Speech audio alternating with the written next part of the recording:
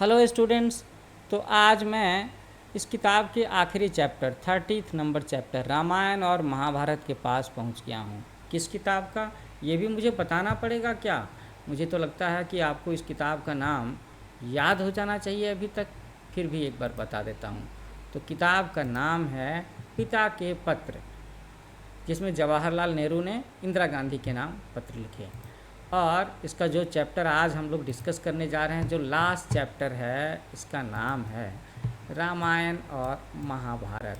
हम सब लोगों ने बचपन से रामायण और महाभारत के बारे में सुना है, तो आखिर इस रामायण महाभारत में है क्या, ये जानने वाले हैं।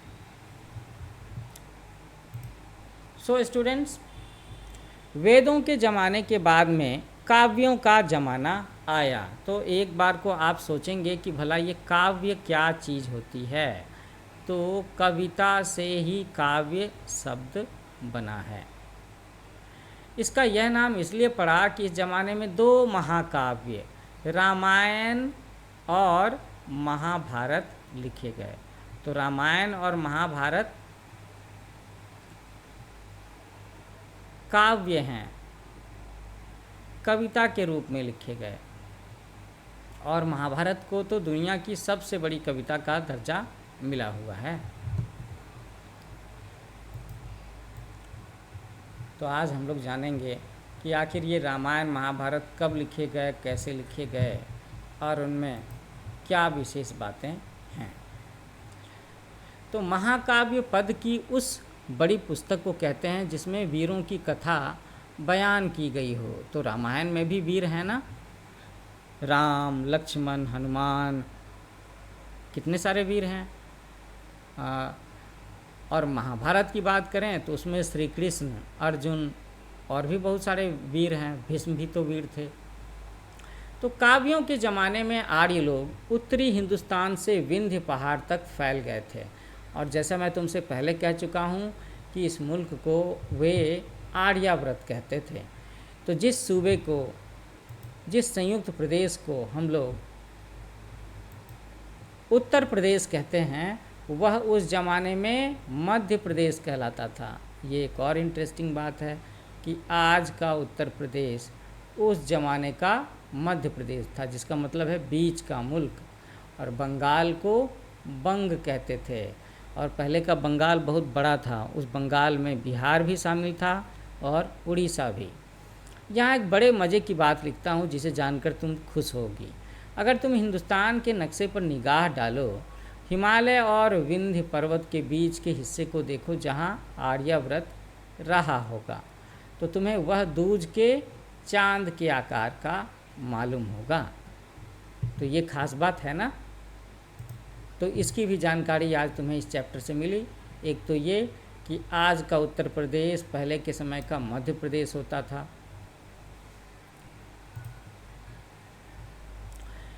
तो अभी अभी हम लोगों ने जाना कि अगर हम हिंदुस्तान के नक्शे पर सही से निगाह डालें और इस चीज़ को समझने की कोशिश करें कि हिमालय और विंध्य के बीच का वो हिस्सा जो आर्याव्रत रहा होगा, तो लगता है जैसे कि ये चांद की शक्ल का है।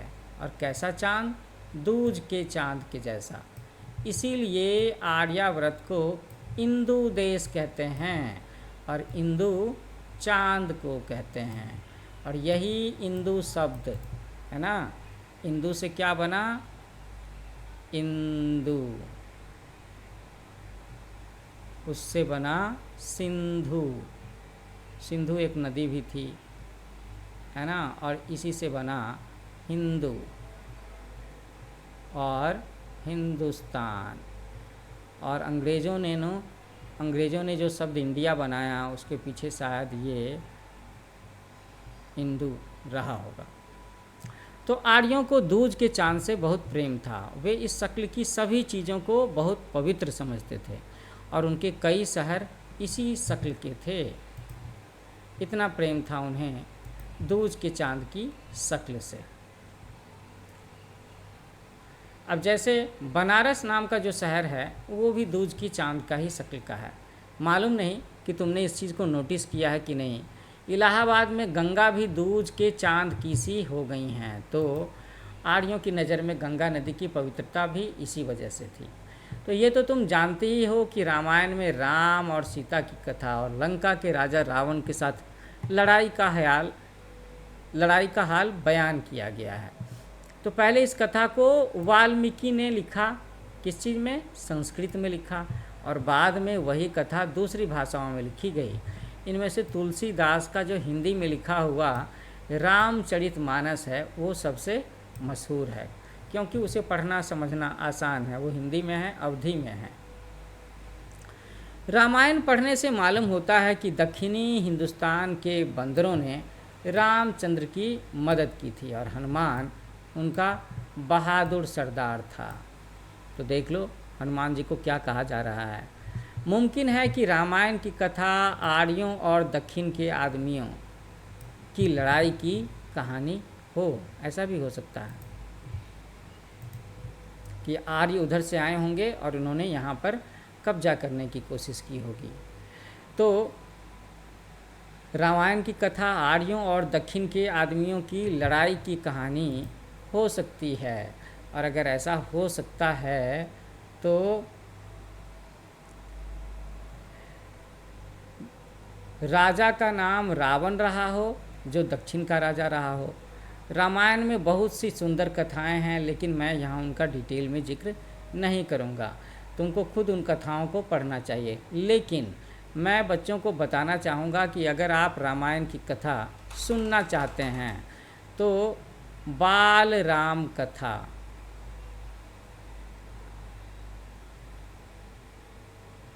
है ना, ये प्लेलिस्ट आप मेरे चैनल पर ढूंढो तो इसमें मैंने बाल राम कथा के सारे चैप्टर रिकॉर्ड किए हुए हैं और आपको रामायण की काफ़ी अच्छी जानकारी मिल जाएगी।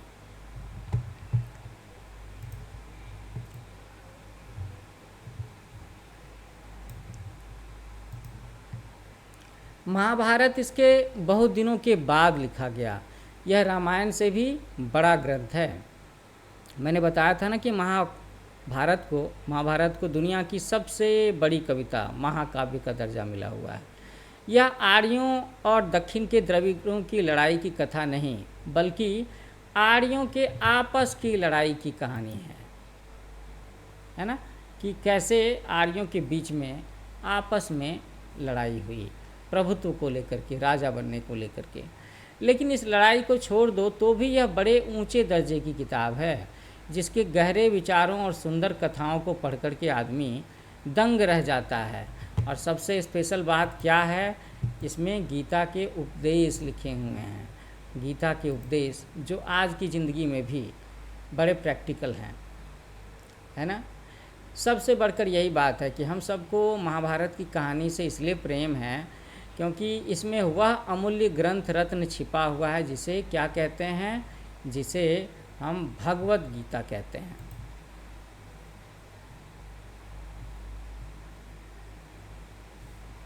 तो भगवत गीता महाभारत का एक अंश है। यह किताब कई हजार वर्ष पहले लिखी गई थी। तो जिन लोगों ने ऐसी ऐसी किताबें लिखी वे ज़रूर बड़े आदमी थे, और उनमें जिन हथियारों का वर्णन है, जिस तरह के अस्त्र शस्त्र का वर्णन है, जिस तरह के विज्ञान और आध्यात्म की चर्चा है, वो कितनी बड़ी बात है। तो ऐसे में तो कई बार लगता है कि उस समय का विज्ञान, आध्यात्म, संस्कृति शायद अभी से ज़्यादा विकसित रहा हो। तो इतने दिन गुजर जाने पर भी ये पुस्तकें अब तक ज़िंदा हैं और लड़के, हमारे समाज के लोग उन्हें पढ़ते हैं और सयाने लोग, बड़े लोग भी उनसे उपदेश लेते हैं। इतनी अच्छी कहानियाँ हैं उसमें। तो जैसे मैंने बाल राम कथा का लेक्चर रिकॉर्ड किया है, उसी तरीके से मैं आपको बताना चाहूँगा कि मैंने बाल महाभारत को भी रिकॉर्ड किया है, उसके भी एक एक चैप्टर्स को। तो वो प्लेलिस्ट भी आपको मिल जाएगी अगर आप उसे पढ़ना चाहते हैं, उसकी कहानी को समझना चाहते हैं। बाल महाभारत, तो ये दूसरी प्लेलिस्ट है।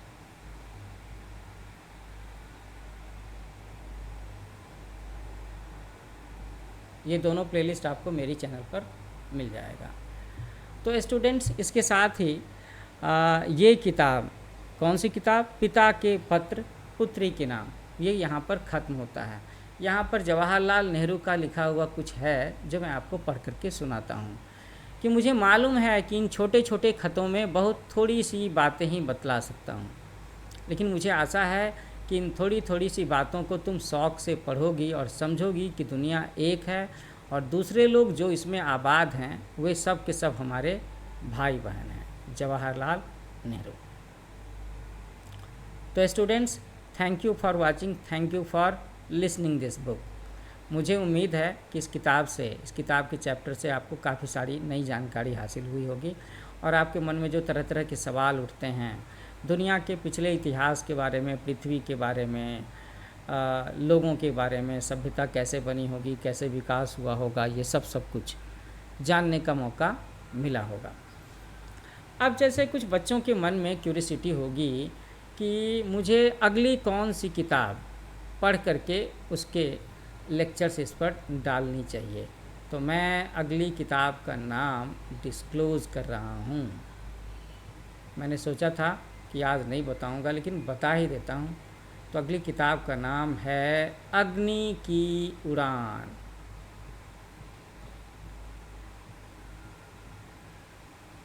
तो ये नाम आप में से कुछ बच्चों ने कभी सुना है क्या? अग्नि की उड़ान, और इसका इंग्लिश वर्जन है विंग्स ऑफ फायर। हो सकता है अब कुछ बच्चों को याद आ गया हो, अगर नहीं याद आया तो मैं बताता हूँ कि एक्चुअली में ये किताब क्या है। तो ये आत्मकथा है। किसकी? हमारे प्रिय वैज्ञानिक,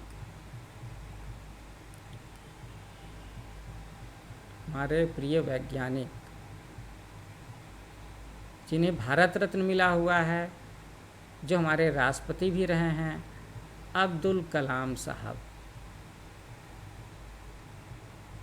ये उनकी ऑटोबायोग्राफी है, उनकी आत्मकथा है। तो मैं एक एक करके इनकी बचपन के किस्से, इनके कॉलेज के जीवन के किस्से, इनके बड़े होने के किस्से, और कैसे इन्होंने बड़े होकर के एक इंजीनियर के रूप में वो सारी सफलता हासिल की, है ना। भारत के मिसाइल मैन भी कहे जाते हैं ना ये अब्दुल कलाम जी। तो बहुत सारी चीज़ें हम लोग जानेंगे इनके संघर्ष भरे जीवन के बारे में, कि कैसे इन्होंने बचपन में अपने ज़िंदगी की शुरुआत की, क्या क्या स्ट्रगल किया, और कैसे ये आगे चल कर के इन्होंने इंजीनियरिंग करी, इसरो में ऑफिसर बने, साइंटिस्ट बने, फिर ये भारत के राष्ट्रपति भी बनाए गए। तो जल्दी बताएंगे।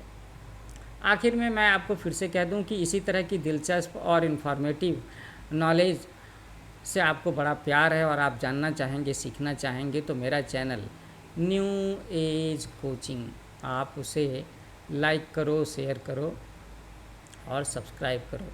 इस पर बड़े अच्छे अच्छे प्लेलिस्ट मौजूद हैं और उन प्लेलिस्ट से आपको काफ़ी कुछ सीखने को मौका मिलेगा। इसमें ना आपकी किताबों के चैप्टर्स भी हैं, हिंदी के, इंग्लिश के, साइंस के, मैथमेटिक्स के भी मैं डालने जा रहा हूँ। जनरल नॉलेज में काफ़ी कुछ जानने को मौका मिलेगा। जो आपकी किताबों के चैप्टर्स हैं उसके एक्सप्लेनेशन हैं, उसकी समरी है ना, उसका सॉल्यूशन भी है, काफ़ी सारी चीज़ें हैं। तो मेरा चैनल न्यू एज कोचिंग, उसे ज़रूर लाइक करो, शेयर करो, सब्सक्राइब करो। Thank you for watching. मिलते हैं एक नए लेक्चर के साथ में। Happy learning with new age coaching.